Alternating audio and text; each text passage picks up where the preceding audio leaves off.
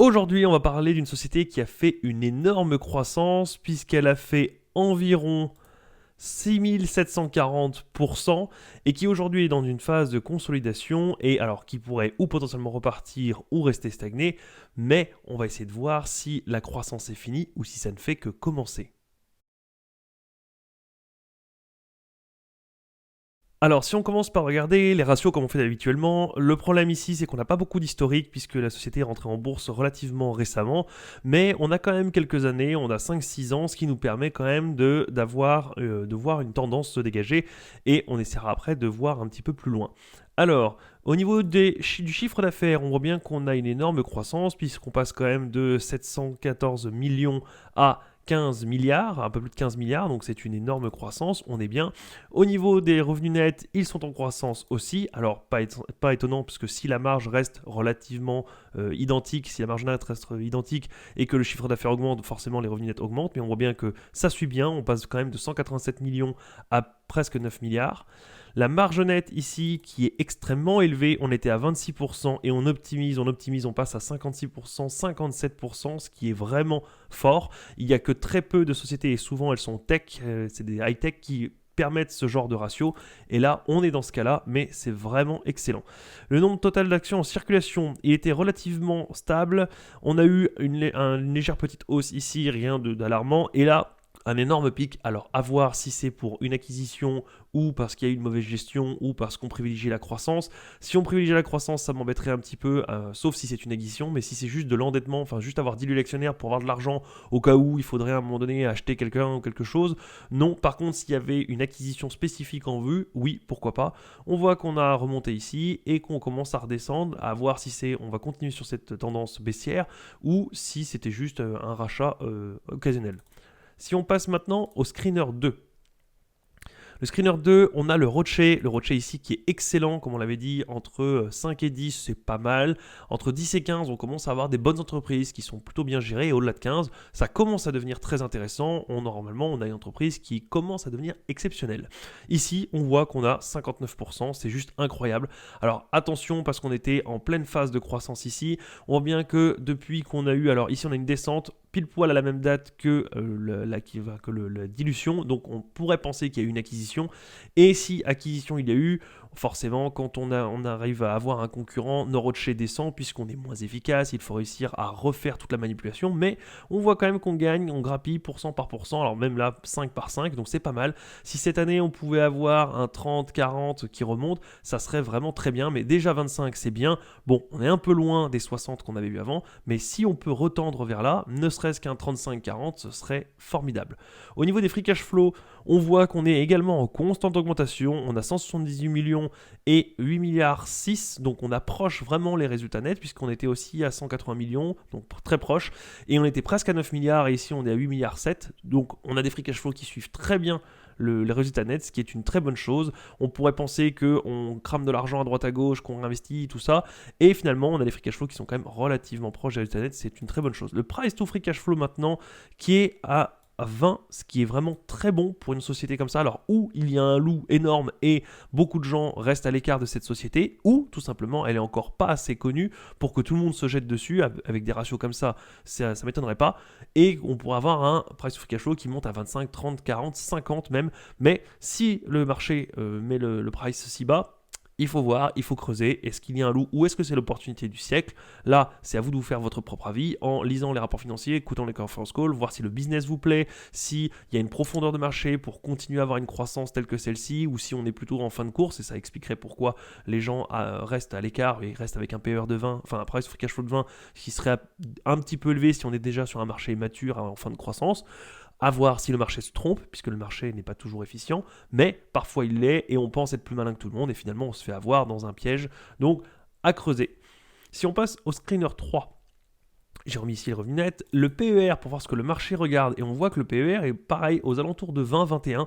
Donc très très bas, on n'a jamais eu un PER comme ça, on a plutôt quelque chose de médian aux alentours de 35-36 et là c'est vraiment bas. Alors on a eu plus bas, oui, on a eu à 18,8, mais globalement on va pas chipoter, on est quand même sur les plus bas qu'on n'avait pas atteints, même ici on était resté à 21 en 2018, donc à voir.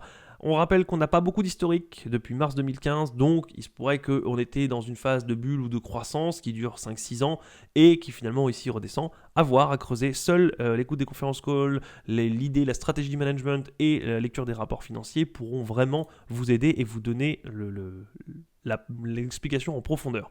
Au niveau de la dette, une très bonne chose puisqu'on n'a jamais eu de dette, en tout cas pas depuis qu'on est entré en bourse, ce qui est une très bonne chose. On était relativement à l'équilibre ici, on va pas chipoter, mais globalement on avait un peu de trésorerie et là on a vraiment beaucoup de trésorerie, ce qui est une très bonne chose parce que même si on a fait une acquisition, on a de la trésorerie, donc ça serait excellent, ça serait une très bonne chose puisque malgré une acquisition qui souvent coûte de l'argent, alors ou en trésorerie ou en action ou en dette, mais là on aurait ici une continuité de trésorerie, donc ce qui est excellent, encore une fois. Au niveau des capitaux propres, on a eu une augmentation stable et d'un coup un énorme pic, donc ça laisse suggérer qu'on a fait une acquisition et que d'un coup nos capitaux propres sont montés, puisque forcément quand on avale un concurrent, on arrive à prendre tous ses capitaux également, donc ça nous fait grossir immédiatement. À creuser, est-ce que c'était une bonne acquisition ou est-ce que la société est en train de s'enterrer parce qu'elle veut juste se diversifier? On ne peut pas le dire. Pour l'instant, on a quand même l'air de voir que les capitaux propres augmentent très nettement. On a vu les free cash flow qui augmentaient aussi très nettement. Donc pour l'instant, sur du court terme, en tout cas, ça a l'air d'être une très bonne chose. À voir, à creuser. Encore une fois, vous connaissez la chanson, lire les rapports financiers, etc., etc., creuser.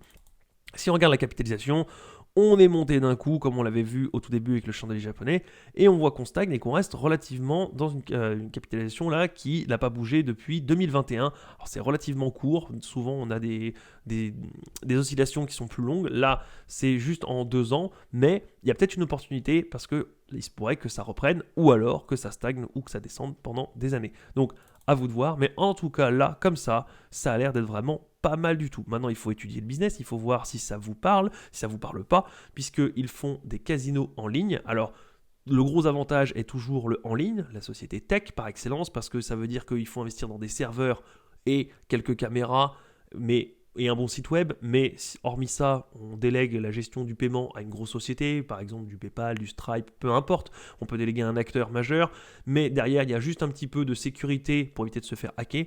Tout le reste, il n'y a pas de gros brevets, il n'y a pas de gros bâtiments, d'industrie lourde, bref, tout ce qui coûte de l'argent à acheter et à entretenir, mais du coup, là, on pourrait engranger beaucoup d'argent puisque les gens sont des joueurs invétérés et depuis qu'on est tous confinés chez nous, forcément, ça a aidé aussi puisque beaucoup de gens se sont retrouvés à faire des achats en ligne, à jouer au casino en ligne. Donc, on pourrait avoir là une pépite qui va grossir, à voir si ça vous parle, les jeux casino en ligne, à voir si les régulations vous embêtent pas, à voir si derrière, vous pensez qu'il y a une profondeur de marché ou que là, on a juste fait 2-3 années où tout le monde voulait jouer en bourse, au casino, à la Française des Jeux et que maintenant, on va tendre vers revenir en arrière. Est-ce que vous pensez qu'avec l'inflation et la récession qui se profile, est-ce que vous pensez que les temps vont être durs et que les gens vont couper les jeux, ce qui serait d'une manière logique, puisque forcément quand vous avez plus assez d'argent pour tout acheter, vous privilégiez le papier toilette, les pâtes, l'essence pour aller au travail, et vous coupez tout ce qui est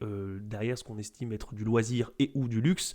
Est-ce que vous considérez que les casinos en ligne vont être du loisir, ou est-ce qu'au contraire vous pensez, ce qui est possible aussi, puisqu'on a déjà vu, il faut étudier, il faut lire, il faut regarder des études, mais que en période difficile, les gens n'ont pas beaucoup d'argent et ils se retournent vers quoi? Vers avoir plus d'argent. Et comme les gens ne vont pas avoir un deuxième travail ou ne veulent pas des solutions lourdes comme monter un second business, investir pour 10 ou 20 ans, beaucoup se retournent vers les jeux et on a déjà vu que la Française des Jeux avait beaucoup plus de tickets et d'achats et gagnait donc plus d'argent dans les périodes qui étaient un peu difficiles parce que les gens rêvent de gagner, pas forcément le gros lot, mais ne serait-ce que 50 000, 100 000, juste pour se dire on n'arrive plus à joindre les deux bouts, un petit gain, là je mets 2 euros pour un ticket et si j'arrive ne serait-ce qu'à gagner 20 000 euros, ça va me faire du bien, je vais rembourser mes crédits à la consommation et ça va repartir. Et beaucoup de gens jouent au casino, beaucoup de gens jouent à des jeux de hasard, bref, quelque chose qui pourrait les aider. À voir si l'un va contrebalancer l'autre. Est-ce que vous pensez qu'il y a plus de gens qui vont arriver en récession et serrer la ceinture ou plus de gens qui vont du coup se tourner vers les jeux de casino en ligne ou la Française des Jeux pour justement essayer d'avoir un petit peu d'argent à la fin du mois? À voir, faites vos propres recherches, mais en tout cas, si jamais ça vend dans le dos et que c'est favorable, ça pourrait donner une magnifique opportunité. Un petit article rapidement, juste pour voir. Evolution termine l'acquisition de Big Time Gaming et émet des actions aux vendeurs, donc le 30 juin 2021. Donc on est bien à ce moment-là où c'était pour une acquisition et il y a eu dilution pour justement acquérir une autre société. Un deuxième article, cette fois-ci, juste pour dire, pour confirmer qu'il y a bien du coup un accord pour acquérir Megawave Big Time Gaming, mais surtout, ce qui est intéressant ici, c'est 389 millions de livres sterling, 534 millions de dollars, donc on va dire 450 millions d'euros. Retenez bien ce chiffre, ça pourrait être vraiment pas mal, donc pour une compartie totale allant de jusqu'à 450 millions d'euros. On fait ici un bond dans le temps au 23 novembre 2023 pour dire que finalement Evolution AB se donne l'autorisation de racheter des actions, donc acquérir ses propres actions sur Nasdaq Stockholm, peu importe. L'objectif d'acquisition est d'optimiser et d'améliorer la structure du capital de la société en réduisant le capital, logique, créant ainsi de la valeur ajoutée pour les actionnaires. Et si on descend un petit peu, on arrive à un montant maximal pour lequel les actions peuvent être acquises ne doit pas dépasser 400 millions d'euros.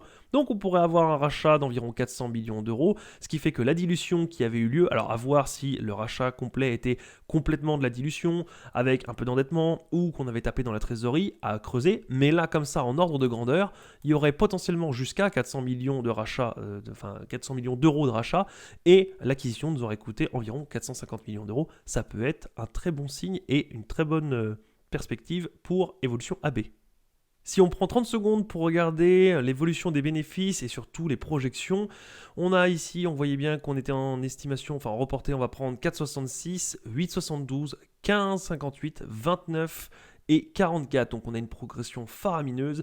Et pour la suite, alors ça ralentit un petit peu, on a 56, on passe 44, 56, 56 à 60, 60 à 70 et 70 à 77. Ici, on commence à avoir du 10% de croissance.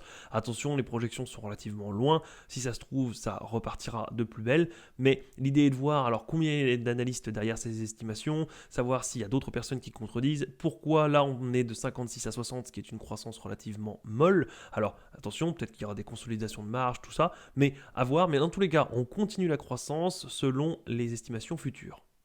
Si on passe maintenant du côté de la valorisation, alors j'ai remis tous les chiffres qu'on a sur TradingView. J'ai mis ici le PER médian qui était aux alentours, enfin le qu'on avait là aux alentours de 20 et le PER médian qui est aux alentours de 35. Je rappelle cependant, puisque j'ai quelqu'un qui m'a mis dans les commentaires et c'est très juste, comme quoi ici le RN fois le PER. Je mettais le PER parce que pour moi c'était un multiple. Effectivement, je n'ai pas pensé que pour les débutants ça pouvait faire écho et surtout vous tromper.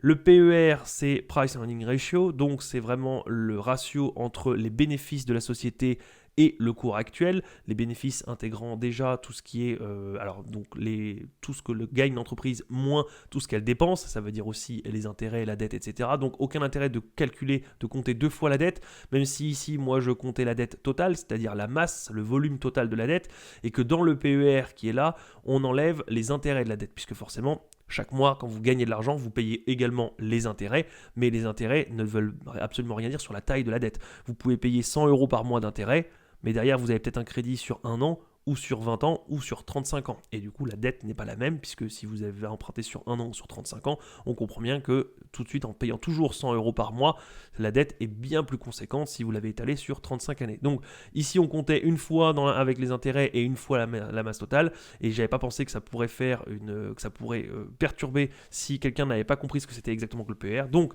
ici, c'est le PER médian ou du secteur sur lequel je me base pour moi dire à peu près à combien valorise le marché, combien de multiples valorise le marché, puisque même si là, on va voir que le PER de 20 ou 35, ça veut dire que le marché valorise environ 20 fois les bénéfices. Alors même si c'est un peu plus compliqué que ça, c'est pas juste 20 fois les bénéfices purs, mais globalement c'est le genre de ratio que le marché s'attend à avoir, ce qui est différent puisque des fois pour une tech on a 30, 40, un PER de 30, 40, donc on valorise 30, 40 fois les bénéfices, et parfois pour quelque chose comme de l'industrie lourde, on est plutôt entre 8 et 12. Donc ça aide juste à situer de toute manière, comme je le dis à chaque fois, ici c'est une valorisation grossière, puisque on ne gère pas une boîte qui est en pleine croissance comme on gère une société qui est dans un marché mature et qui est là depuis des années. On ne gère pas de la même manière, on ne valorise pas de la même manière une société qui est dans les techs ou dans l'industrie lourde ou dans le pharmaceutique. Bref, il y a tout un tas de choses qui changent. Là, c'est juste pour essayer de vous apprendre à faire ce que 90% des gens ne font pas, c'est-à-dire analyser une société, essayer de réfléchir un peu à une valorisation de société selon un multiple. Est-ce qu'il y a de la dette à prendre en compte? Si elle est plus ou moins grande, ça va forcément changer. Ici, s'il y a beaucoup plus d'actions ou beaucoup moins d'actions, ça va aussi changer. Bon, bref, c'est juste pour vous expliquer que la valorisation grossière veut tout et rien dire, mais au moins elle vous apprend à regarder, à gérer, à avoir un œil, à aiguiser votre œil et à faire mieux que 90% des gens qui achètent juste l'entreprise Starbucks parce qu'ils boivent du café Starbucks le matin et qu'ils aiment ça. Point. Ici, tant mieux si vous évaluez que Starbucks est une bonne société, mais au moins vous aurez des chiffres derrière à l'appui et vous dormirez mieux la nuit. Bref, si on passe à la valorisation grossière, on arrive à 865, logique puisqu'on est dans une société en croissance et que la valorisation compte juste le PER le multiple, fois les résultats nets moins la dette. Voilà, donc 865, c'est peut-être bien, c'est peut-être pas bien, mais globalement, on n'est pas très éloigné, donc pas mal. Si on prend maintenant la valorisation de Graham, qui prend un peu plus de choses en compte, qui prend le fait qu'il y a une croissance estimée, qu'il y a les taux, donc on voit ici 2880, ce qui est pas mal, mais attention, avec une croissance future estimée à 20%, on pourrait être complètement dans les choux, et si les taux ici changent, on réévalue complètement aussi. Mais ça nous donne déjà, alors on voit bien qu'on n'est pas du tout au même niveau, mais on voit déjà qu'on commence à cadrer un petit peu. Et si maintenant on passe par la valorisation par DCF, alors le souci c'est qu'on n'a pas beaucoup d'historique, donc j'ai commencé à partir de 2015 et je suis descendu. La croissance médiane est de 76%, donc attention, ça ne veut pas dire que parce qu'on a fait 76%, on aura 76%. Ici j'ai mis 20%, ici on voit bien que on était quand même, alors on est à 76% médian, mais on ralentit quand même grandement. On était à 178, 68, 96, 84, 86, 51. On va se dire qu'on est en décroissance, alors pas en décroissance au sens l'entreprise qui décroît, mais on accélère moins vite si vous préférez. Donc on passe de quelque chose comme x2, enfin x3 presque au niveau d'une année, et finalement on décélère, puisque forcément quand on devient plus gros, ou que derrière on a derrière aussi des vents contraires, ça peut jouer. Bref, la 76% de croissance est relativement optimiste puisqu'il est un peu faussé par les débuts. Si on met 20 ou 30% de croissance, on va rester sur 25, ce qui est relativement réalisable. On pourrait toujours monter à 30, 40 et la société pourrait agréablement nous surprendre, mais je ne préfère pas tabler sur une société qui va faire 40% de croissance. On a une valorisation aux alentours de 4631, ce qui est énormissime. Si on met plutôt 20% de croissance, puisqu'on a vu que c'était complètement faisable, vu la croissance passée, on a une valorisation à 2919. Et si on met une croissance relativement molle, puisqu'on serait un petit peu mieux que le marché, mais à mon avis c'est très pessimiste comparé à ce qu'on a ici, puisque quand on voit ce qui est possible de faire, on est à 1677. Aujourd'hui, on rappelle qu'on est aux alentours de 1117, donc on est vraiment sous-valorisé quantitativement si jamais tous les feux sont au vert, si jamais vous pensez que la profondeur de marché est OK pour pouvoir justement continuer de croître, si vous pensez que la récession ne va pas toucher le business, si vous pensez que tout ça, elle a encore de beaux jours devant elle, oui, effectivement, quantitativement, elle est sous-évaluée. Maintenant, que faut-il faire pour avoir la réponse finale? Il faut que vous alliez lire les rapports financiers, écouter les conférences call, écouter la stratégie de la société, si elle est plutôt confiante, si elle dit qu'elle en a encore sous le pied, s'ils projettent encore de racheter les concurrents, s'ils ont des perspectives vraiment radieuses, alors oui, vous pourrez vous permettre puisque tout sera au vert. Et si jamais la société, l'équipe managériale commence à dire qu'ils ont eu de la chance jusque-là et que là ils vont consolider, ils vont essayer d'assurer leurs appuis parce que la récession commence à faire mal et que les marges commencent à s'en faire sentir, alors vous pourrez peut-être réfléchir un petit peu mieux et peut-être attendre un prix un peu plus bas. Alors je ne sais pas selon votre valorisation, mais voilà. Vous pouvez également écouter aussi d'autres valorisations, d'autres analystes. Bref, c'est fortement conseillé histoire de vous faire un avis général. Moi, je vais aller regarder un peu tout ce qui est répartition des marges, répartition du secteur, dans quel pays le business est, s'il y a encore de quoi croître, si la société envisage de s'étendre dans quel pays, pourquoi, si derrière les marges vont remonter encore, puisque même si on a fait l'acquisition de quelqu'un, d'une société, est-ce que ça va encore monter? Est-ce qu'on peut rattraper les niveaux d'avant ou pas? Bref, je vais aller creuser de mon côté parce que quantitativement tout est au vert et je pense qu'il peut y avoir une belle opportunité à saisir. C'est tout pour aujourd'hui, je vous dis à la prochaine. Salut!